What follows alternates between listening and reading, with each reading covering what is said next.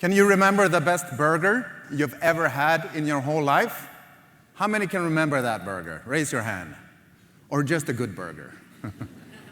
Okay, good. You can remember a good burger.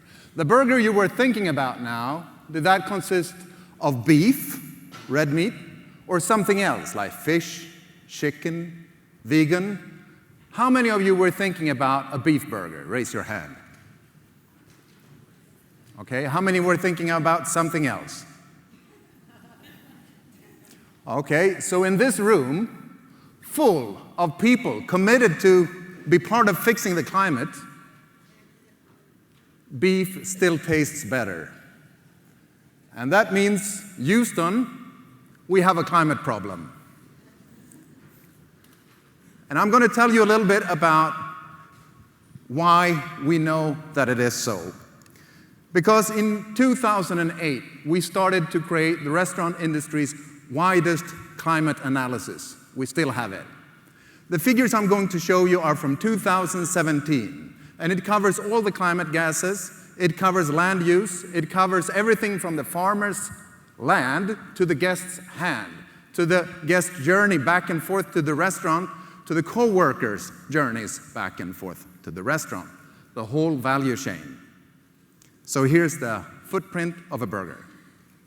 10% comes from transports, travel, and home delivery.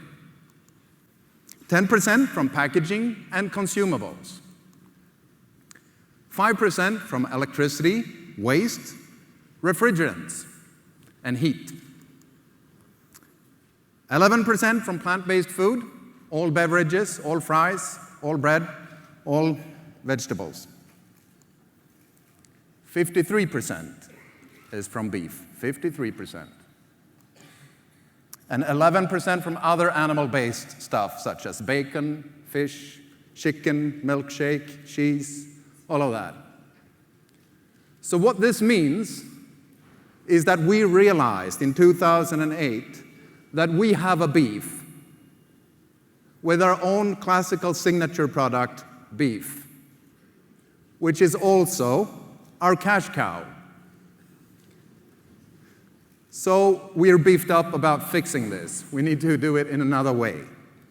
What if we could remove all the footprint and go down to zero? Nothing left. Not a single footprint. Wouldn't we be doing a really, really good job? Of course we would. An extremely good job. But it still would not be enough. Because humanity has already emitted so much carbon into the atmosphere that we cannot reach the 2-degree target from Paris with just reducing emissions. Going climate neutral is a good step, but it's not enough anymore. It's not enough. We have to suck down carbon from the atmosphere again to be able to reach it. And the 2-degree target from Paris is not a soft one.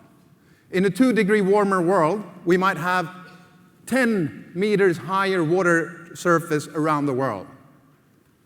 We might have 1 billion climate refugees globally. We might have forced 1/3 of all species on Earth to go extinct. So that's the goal we're trying to make sure it doesn't get worse than that. But who is it that is going to stabilize this climate? Who will suck down the carbon? Is it you? I would love to if it was you. I could relax. Is it me? That's tough. Is it the politicians of the world? Last time I checked, the richest country in the world wanted to pull out of the Paris Agreement. Is it the companies?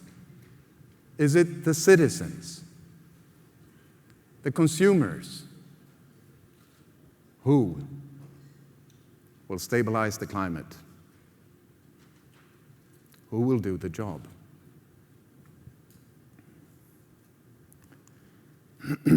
Let's talk a little bit about Max. Just where I'm from, where I work as Chief Sustainability Officer. Max started off in the northern parts of Sweden, above the polar circle, the Arctic Circle, in a small town called Gällivare in 1968. It was founded by Kurt and Britta, and it's still the same family who owns Max. And they are all very committed. They are chairman, working chairman, they are CEO, vice CEO, and so on. So they're all into the business. One of the things that the family Bergfors love is good tasting food. So we're really happy about this result, that we have the Sweden's tastiest burgers, according to the Swedes, not according to us. Of course, we have it according to us, but more important, what other people think. So there's a landslide victory here over McDonald's, which has 205 restaurants in Sweden, and we have 125. But we have also expanded outside Sweden to Norway, Denmark, Poland, and even Egypt. So we'll see what will happen in the future. So, what can we as a company do about climate change? Well, the first thing is just to admit, Max is a part of the climate problem. My company is part of the climate problem.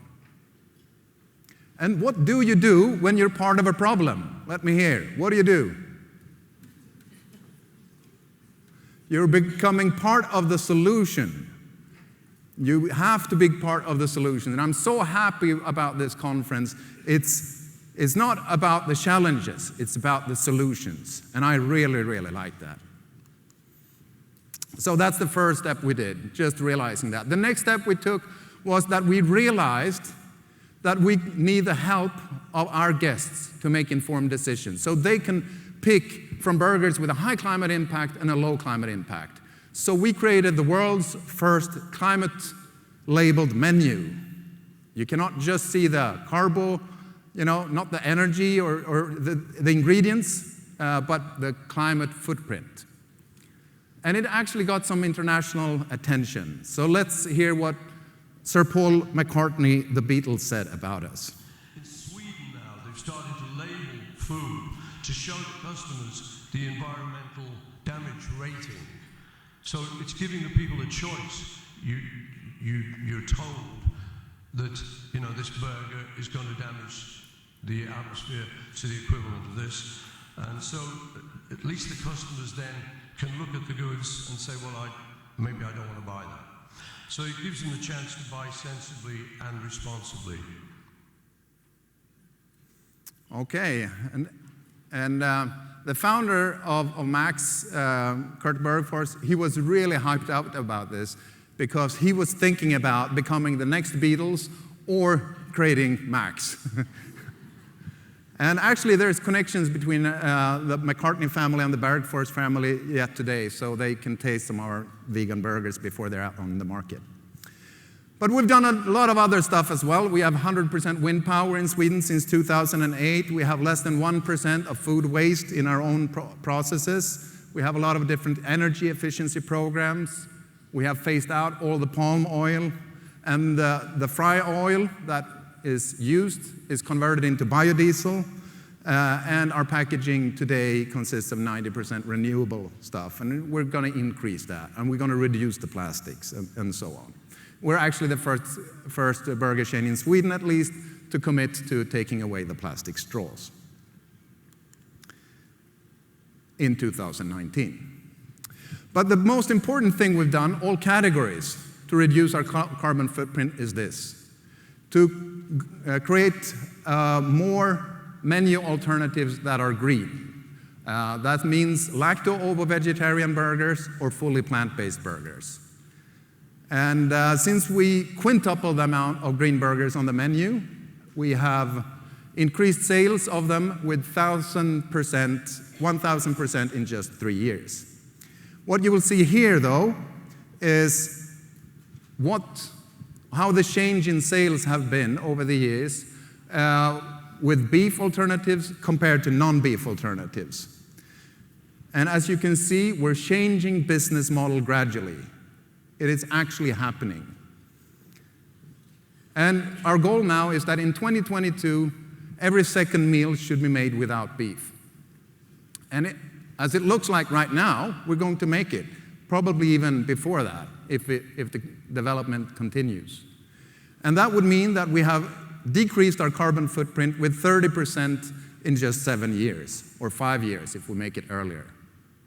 And that is really fast. Actually, that's the speed where if everyone did that, we can reach the 1.5 degree target from Paris.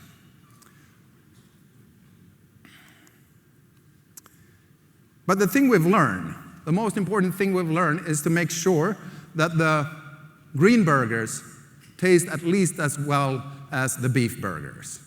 And I started off with asking you that. You know it is a challenge.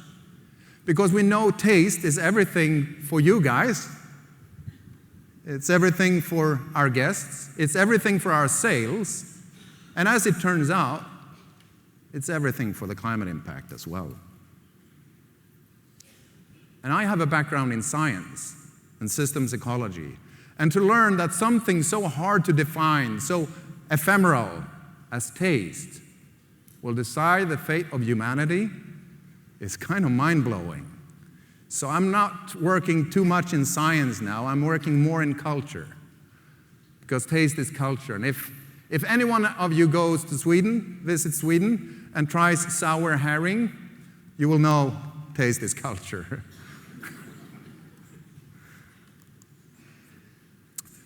We've taken another step. We're not called Max Hamburgers anymore. We've changed our name to Max Burgers, because we know now that there's so many good things you can have between two patties that doesn't have to have a high climate impact. So we've even changed our name. And the difference between burgers in how high the climate impact is really astounding. So this is one of our best-selling burgers, the Frisco meal with beverage and fries. It has 1.8 kilo carbon dioxide equivalents per meal.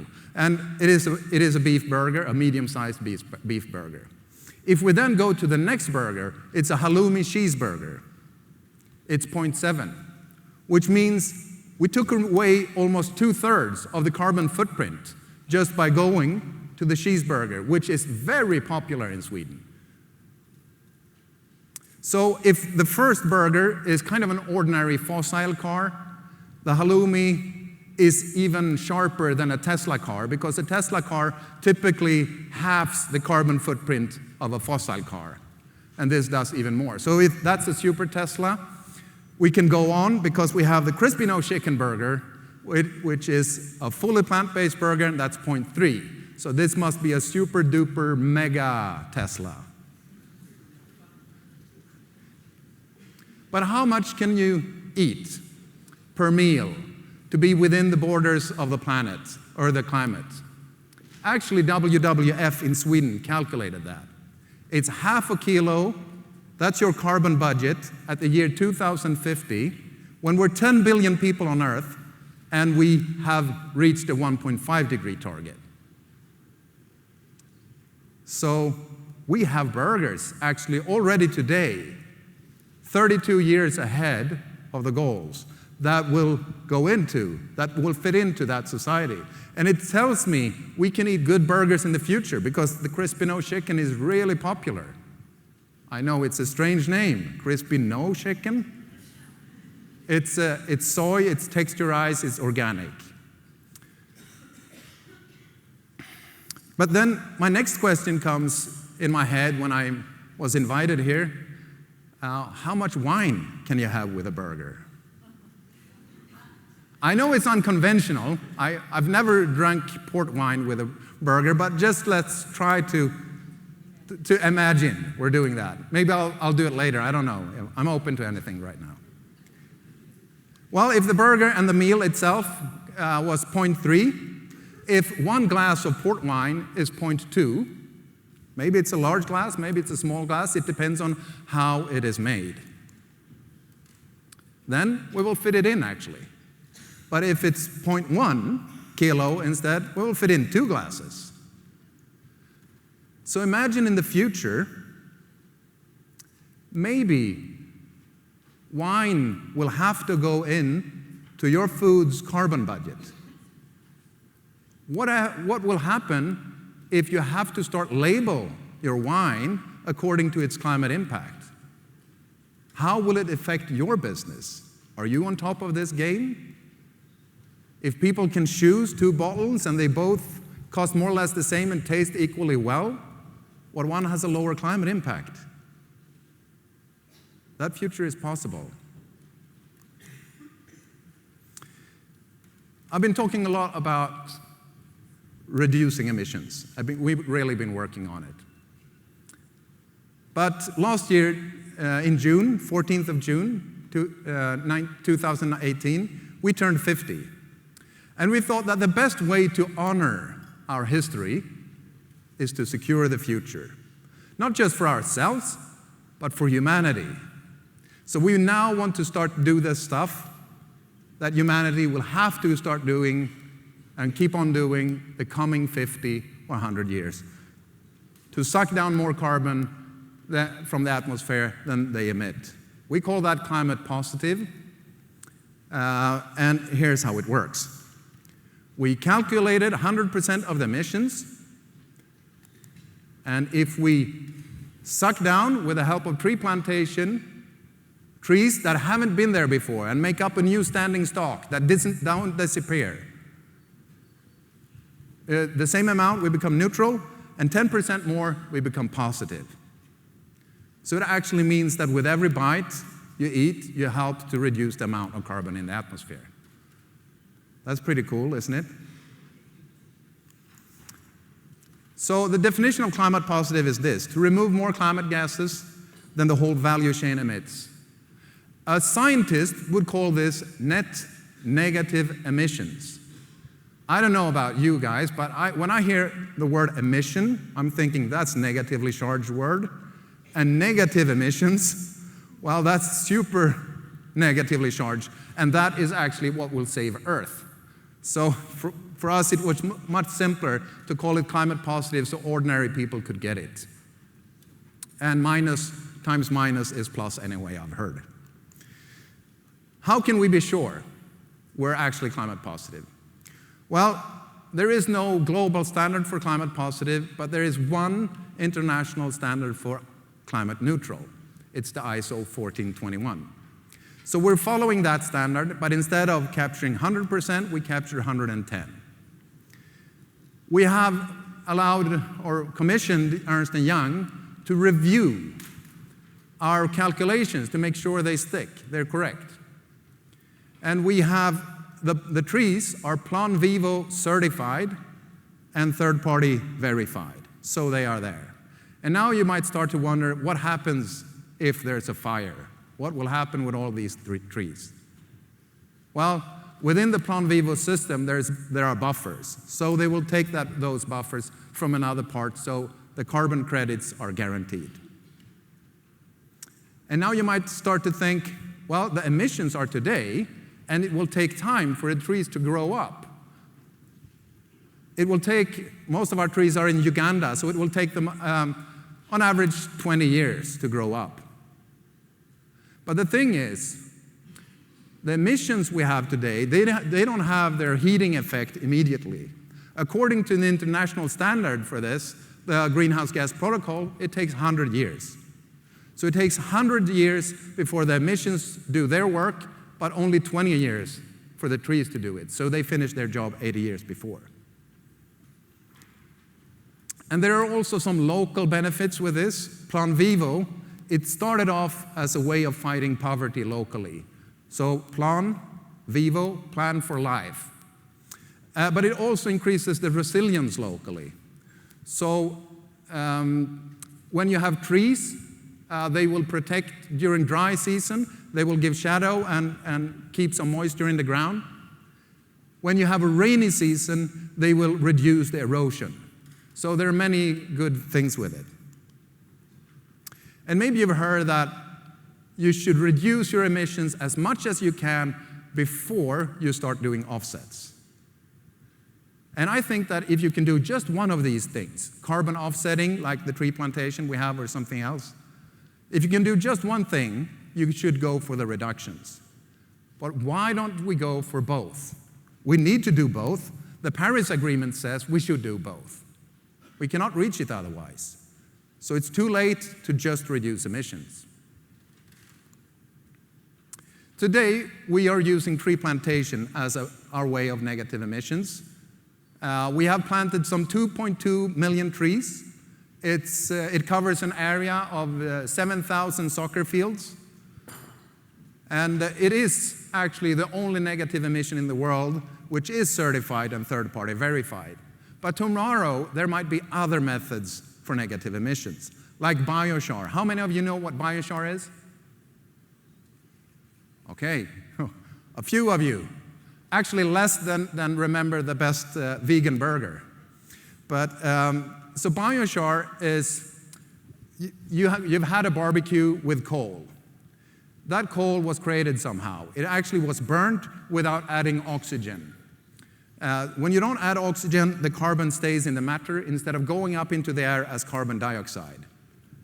So what you do is you burn organic matter, like wood or waste material from the farming industry and other stuff, and you end up with an inert coal residual. And that residual, you can dig it down underneath the ground. If you dig it a couple of meters, it will stay for many, many thousands of years. But you can also put it out on the fields. You can put it out on maybe vineyards, I'm not sure. But if you put it out on the fields in Sweden, if you put out 130 kilos in Sweden, it will be 100 kilos left after 100 years.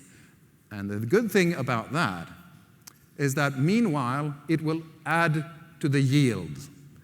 Probably 20% in Sweden on average. So you will get more food from putting it out on the field.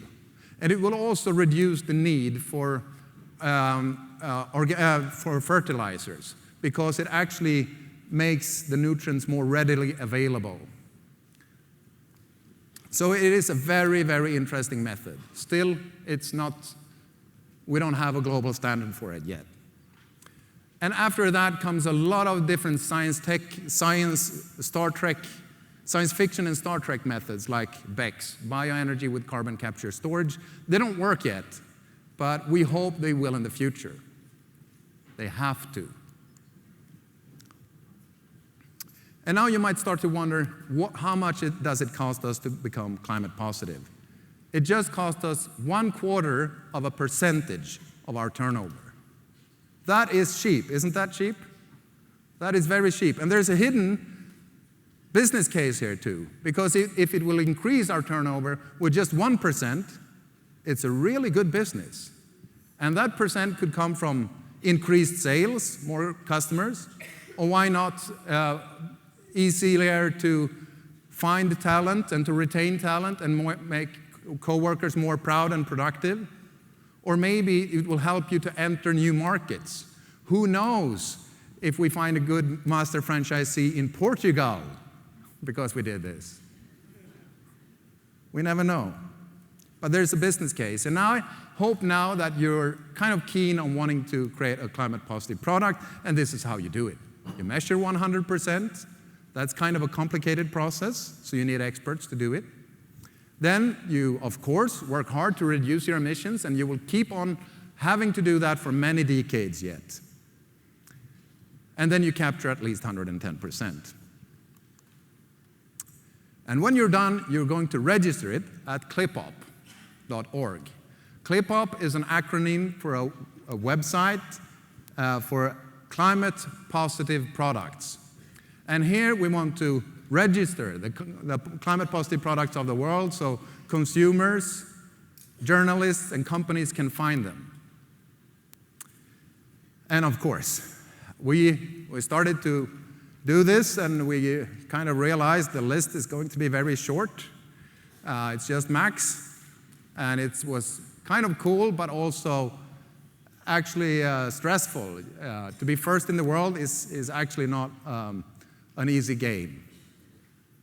But then, just 1.5 months before launch, we found, on the perfectly opposite side of the planet, a small car-sharing service in New Zealand that also analyzes 100% and captures at least 110, Mevo. So now we're wondering which company will be the third on the list, what products. And already now we have companies that want to register, so we're treating them as we speak. I started off with asking you, who will stabilize the climate? Oh, keep it on black, it's okay. Who will stabilize the climate? And of course, we all have to do it. Politicians, companies, and so on. But there is a huge untapped potential in getting consumers on board in this. They love to vote with their wallet. We know that, if they have a good thing to vote for. So to help consumers slay the monstrosity of climate change, we as companies can put a weapon into their hands. We can put climate-positive products into their hands. We can be the trainers, the coaches, the Obi-Wan Kenobis. But they are the climate heroes. They will be the heroes. And the change has actually already started. Because there is a burger chain founded above the polar circle who did that in 2018. There is a small car-sharing service with only 8 full-time employees that did this in New Zealand in 2018. If we can do it, a lot of companies can do this. And what happens if you tell the companies you work for or buy from that you want to see more climate-positive products into the world? And thousands and million people do the same. You won't know what? Then we will change the story of climate change. We can change the story of climate change. So imagine you wake up one day in your bed, and the bed is climate positive. You put on a morning robe, and the morning robe is climate positive, and you find your brush, and you brush your hair gently, and the brush is climate positive. If you don't have any hair, it's the cat or the dog. And then you will be a climate hero before breakfast. Before breakfast. Wouldn't that be fun? That would be great, wouldn't it? It would. The first time I presented, had a presentation around climate change was in 1991. I was a student at that time. And I realized that somehow I was going to have to be part of the solution. And yet every day since then, I consume stuff that destroys the planet. Every day. And now I'm a father.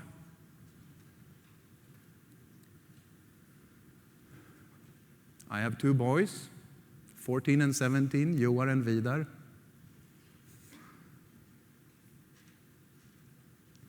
And being a parent, forced by everyday decisions to destroy the future of your own children, it is not reasonable.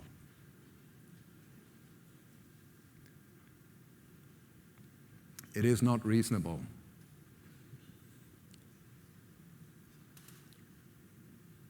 So let's not get used to the situation where we buy stuff with our hard-earned money that either destroys the climate in a big fashion or in a small fashion. Let's find products that actually help to improve the climate, to stabilize it. I hope that revolution has started.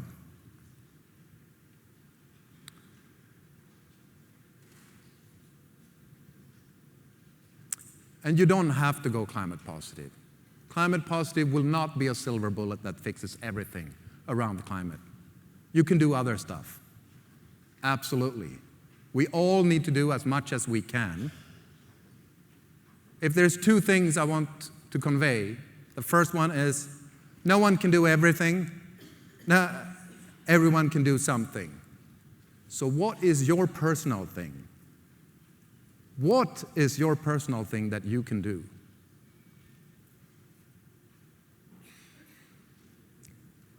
And the second one is that there is still hope.